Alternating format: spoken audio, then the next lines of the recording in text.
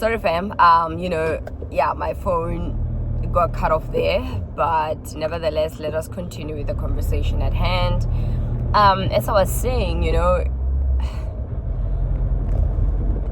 I am so amazed at the amount of money, liquid cash and assets that people have literally just been stealing from innocent people.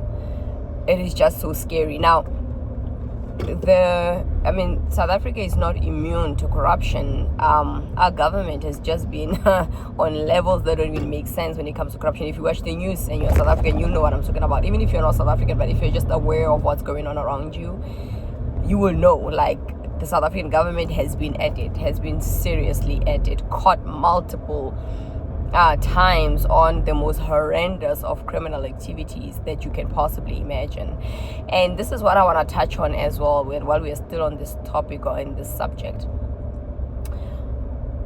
And I want to speak to my little sisters in Christ. Maybe you are coming up, you at college, or you are a young adult, or you are, still a student, and you're just doing life. And of course, maybe you have a social media account and you see all this kind of things and lavish lifestyles that are being sold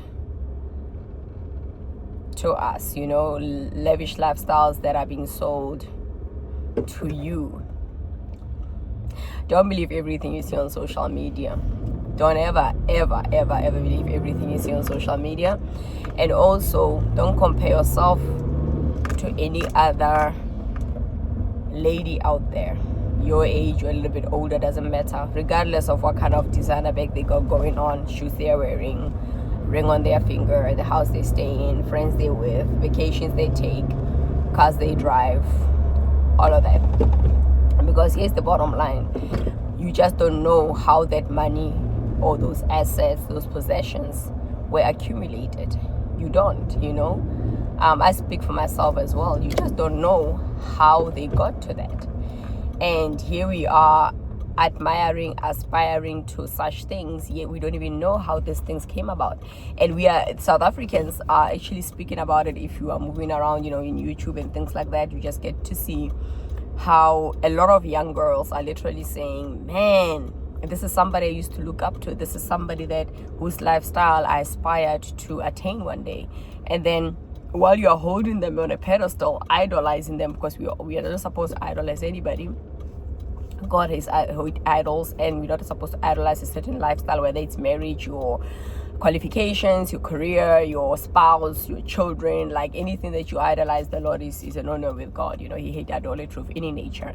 So a lot of people's lives are crumbling down because they are stars. They are idols. Literally, they are idols. Lives are really questionable, and a lot of things that they got, they didn't work so hard for after all. And it's also come out that it's young girls, young adults that are caught in a jam because they've been moving around with older men who have been sleeping with them for money, dating them for money. So it's been very transactional. It's been very ugly. People have had to sell their souls, sleep with this guy, that guy. Some are home wreckers. Man, it's been intense, all for a buck or all for a car. Really? Just because you want to have that designer bag, is it really worth it, my people? Like, is it really, really worth it at the end of the day? Sorry fam if you keep seeing me, not seeing me, like I'm just trying to improvise here. Trying to improvise. Stay with me, okay? This is real life. This is my day today. This is how I'm moving. So, as I was saying, there's just a lot that's happening that is just downright scary, and it's exposing so many things. Like, this thing is so layered, and it appears as if this is gonna be roping in so many people, like from so many different backgrounds and industries. Like, it's a whole network of corrupt people that don't really want to work, and they want to have shortcuts, and don't want to earn money in a way that is what God spoke. He says you're gonna work for your money, not sleep for it. Why should you use your body to generate funds? Like, why should you use your body so somebody can pay you electricity bill? Why should you use your body so that you could have a car? If God owns the silver and gold, don't you think he's gonna be able to give you a car, of all things, and that house? But you just have to work for it. I mean, he can use other people to bless you, but it has to be clean, very clean. It should never be transactional. It should never be a moment of you need to now use your body to make ends meet, or to have your rent paid, or God knows what else. I don't know, but knowing the Bible, that the God of glory says sex should be used for wickedness. Intimacy is sacred to the Lord between husband and wife. It should never be weaponized. It should never be used for wickedness. That's why you see all of these things coming out. They are coming out because those are the ramifications of those kind of things. Do you know what I mean? What is that? Oh, that's my jacket. On top of so many things. Oh man, I went to go and get some eggs, fam. I love eggs, and I was like, my goodness, really?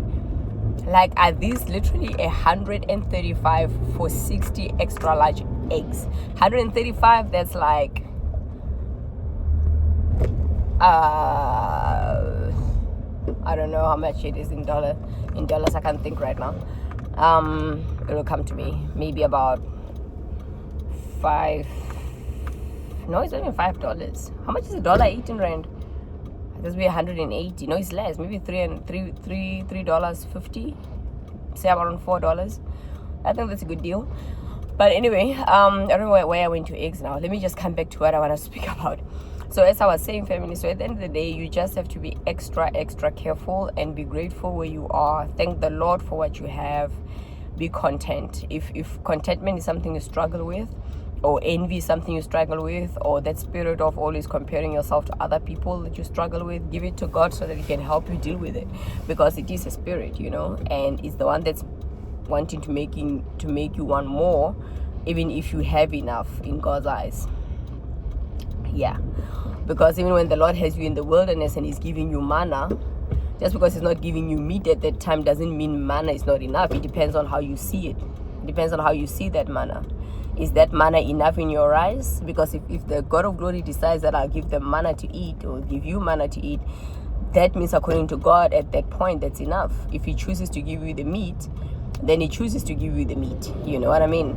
And that too will be enough, So again, a heart posture of contentment, a heart posture of gratitude is what the God of glory is looking at and looking for from us. And I feel like that opens the door for the God of glory to do so much more in our lives in terms of blessing us and granting us the desires of our hearts. Really keep away from the love of money, fam. People are seeing flames here, and I'm here for it. Let justice be served. That's all I'm saying. Let justice be served. Let the devil who stole 7 times from innocent people pay back 7 times what he stole. You know what I mean? Like, a lot of people have suffered because of this. A lot of people lost businesses because at some point this thing affected us with this load shedding saga that happened for maybe I think around 2 years or something. It's been messy. People's livelihoods were ruined. It's been really messy. This thing has affected people on so many levels. The economy was like literally brought into shambles, crippled to an extent.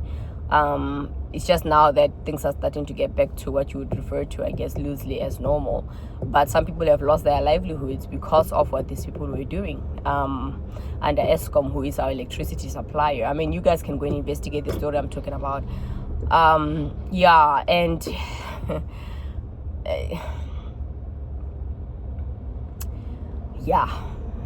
it's evil, it's terrible, it's been really messy. It has really, really, really been messy. But I say, you know what?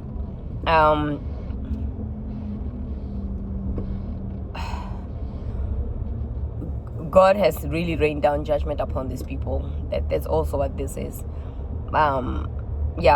Those who deserve to go to jail, they must just go to jail. Those who deserve to be proven innocent, let them be proven innocent. I just say, you know what, Lord, expose it and expose it all. Really, just expose it all. Nothing is hidden out of the sight of God. Everything that was performed in the dark shall come to the light. I say expose it all, Lord. All of it, let it be exposed. So with that being said, fam, traffic is getting incredibly worrying. Like, it's only caught up at 2 in the afternoon, so I don't even understand. Or is it because Friday everybody doing half day, or what? People just don't want to be at work today. I work from home, family, so for me this is like, wow. I don't really, because I'm not really out all the time because of the nature of my work. So I'm fascinated to see what's happening on Friday on the roads today. We're just kicking it today, fam. We're just chilling, we're just catching up and stuff. So don't mind me as I keep saying like casual things, because I'm just kind of like, sometimes, when you work from home and you come outside, you feel like you're a tourist in your own country. Can you imagine? Like, you literally feel like a tourist. That's why it's so important when you work from home, move around a little bit, talk to people, get as much of a normal routine as possible, engage and have that rhythm going. Otherwise, you will feel like a tourist in your own country, in your own neighborhood. You feel like a tourist. True story. True story. All right, fam, I love you. Thank you so much for being a part of this ministry. This is just part 2 of what, that video that got cut off. And then, I'll speak to you again as and when the Spirit of God releases me. But flee from the love of money and pray unto the God of glory to help you if it's something that you're struggling with. Because the price that these people are about to pay, it's just not worth it. Those couple of millions are just not worth it. Are not worth it at all. Like, they are just not worth it for lives that are about to literally get ruined forever. And you know what? You reap what you sow, and all those things that's done. It also, you must remember that everything translates into your next generation. So, man, it's just all around bad. Bloodlines are going to be affected by this. This goes deeper than just people getting caught and being persecuted and maybe ordered to pay the money back. It just goes beyond that. This is just generational mess. Putting your children and your great children through something that they had no business being a part of. Like, why? Just so in this very short lifetime, you could say you drove a Cayenne, a Porsche Cayenne, that you drove a Bugatti, a Maserati, just so you can say that you were sitting in a Rolls Royce and a triple-story, double-story house. For who? To impress who? For what? At what cost? For what? Was it worth it to put your bloodline up under such a curse? I don't think it is. I don't think it's worth it. I mean, it's just my thoughts, my opinions. I just don't think that's worth it at all. At all. At all. What profits a man to gain the whole world but forfeits his soul? Nothing. Nothing. Literally nothing. So fam, let me be gone. Love and appreciate your support. Thank you so much for your prayers and your words of wisdom. Remain blessed and stay prayerful and flee from the love of money. In Jesus' mighty name, amen.